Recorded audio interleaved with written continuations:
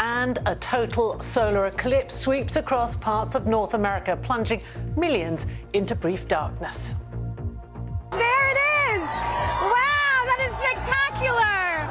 Oh, wow! In those moving pictures there, not the one we showed behind me. Around 100 people have been evacuated from a holiday park in West Sussex after severe flooding caused by high tides and winds. The fire service and the Coast Guard have been rescuing residents overnight. Elsewhere in the region, heavy rain has caused the River Arun to burst its banks, with residents being advised to move to the upper floors of their homes. Last month was the hottest March ever recorded, according to new data from the EU's Climate Change Service. It's the 10th month in a row that a new air temperature record has been set, and sea surface temperature rises were even more dramatic. Here's our climate editor, Justin Rowlatt. Last week, the president of Zimbabwe declared a national disaster because of a deep drought in the country. Low rainfall has slashed crop yields, driving up food prices and putting an estimated 2.7 million people at risk of hunger. It is just one example of a pattern of heat and drought affecting countries as far afield as southern Europe and Southeast Asia. This graph shows how March continued the world's run of record-breaking monthly temperatures. This extreme heat has got many climate scientists worried. The reality is that we can quantify a large proportion of the extra heat that's causing these records, but not all of it. So there needs to be a lot more science, and there will be much more science coming out over the next weeks and months to try and understand what's happening to our climate system and are we in a new phase. Scientists agree what is causing climate change. It is the vast quantities of planet-warming gases humanity has been pumping into the atmosphere. And in recent months, a recurring weather event known as El Nino has been adding an extra blast of heat into the air. That is weakening now, so temperatures should begin to fall back later in the year. The problem is, sea temperatures remain extremely high, hitting many of the world's coral reefs hard. That suggests global temperatures might not fall back as expected, a sign, fear some scientists, that the world could be entering a new phase of more rapid climate change. Justin Rowlatt, BBC News. Hello. Monday was quite a quiet day of weather, really. We had some sunny spells breaking through the cloud, for example, here in Cambridgeshire, and across large parts of England. It was a warm day for April, with temperatures topping out at 19 degrees Celsius at Kew in London. These temperatures around 5 or 6 degrees above average. It's going to be a much cooler kind of day for Tuesday. Not just cooler, it's going to be wet and windy for many as well. Not quite sure what the temperatures here have in store for us. I know someone who can tell us, though. Here's our Carol. Morning, Carol.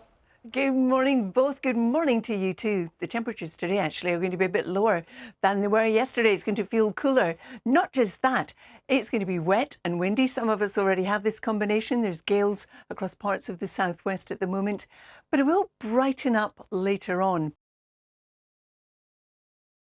And Carol can tell us if it's golfing weather. Good morning. Well, it's going to be windy today, John, quite windy, in fact. Good morning, everybody. We're starting off with some rain. The strongest winds currently are across the southwestern quarter of the country, but the wind's going to pick up everywhere. But the rain will clear off towards the east and then it will brighten up. But the rain's been pretty heavy this morning. It's going to be a breezy day. But one thing you will notice, Sal and John, is the temperatures are going to pick up. We're going to go back up towards 15.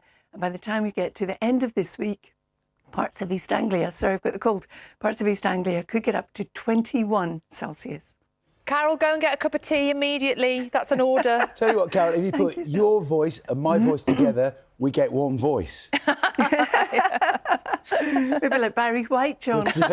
Somewhere in the middle, yeah. Just don't let her sing. What would the accent be? I don't know. Thanks, Sal. Thank you, thank you. 10 to 7. Don't anyone breathe on me. Yes. You'll be fine. Who's next? Around 100 people have been evacuated from a holiday park in West Sussex after severe flooding caused by high tides and winds. The fire service and the Coast Guard have been rescuing residents overnight. Elsewhere in the region, heavy rain has caused the River Arun to burst its banks, with residents being advised to move to upper floors inside their homes. It's coming up to 7:15.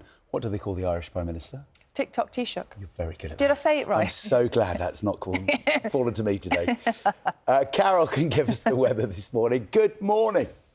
Good morning, both. Good morning to you too. There's more rain on the cards. Not good news, of course, for areas that already have flooding issues, and the ground is so saturated now. It's also going to be a windy day. The windiest conditions currently are across the southwestern quarter of the country, but it will brighten up later on. Let's start with that eclipse, shall we? Good morning, Carol. Good morning, both. Good morning to you too. Some parts of the UK were lucky enough to see the solar eclipse yesterday. This picture is from one of our weather watchers in Orkney. It was also seen in Shetland as well, and you can just see the little nibble there at the bottom of the picture. Good morning to you too. It has been a windy start to the day. It's been a windy night as well. You may have heard the wind howling, but we're talking especially across the Irish Sea, the Welsh coast, and also the English Channel. This gives you an idea of the strength of the winds that we've seen. And her colleagues keeping a close eye on those temperatures this spring as well. Morning. Good morning, John and Sal. Good morning to you too. You're absolutely right, John. And there's more rain on the way today as well. We saw some pictures there of some flooding in Sussex. Well, there are a lot of flood warnings this morning in Scotland, England and Wales. In Scotland, there are 7. In Wales, there are 11. But in England, there are 106. And you can keep up to date with those on our BBC Weather website. Cloudy and windy, but it's also going to be much milder with temperatures as high as 15 degrees. And Sal and John, the temperature is going to continue to climb in the ensuing few days.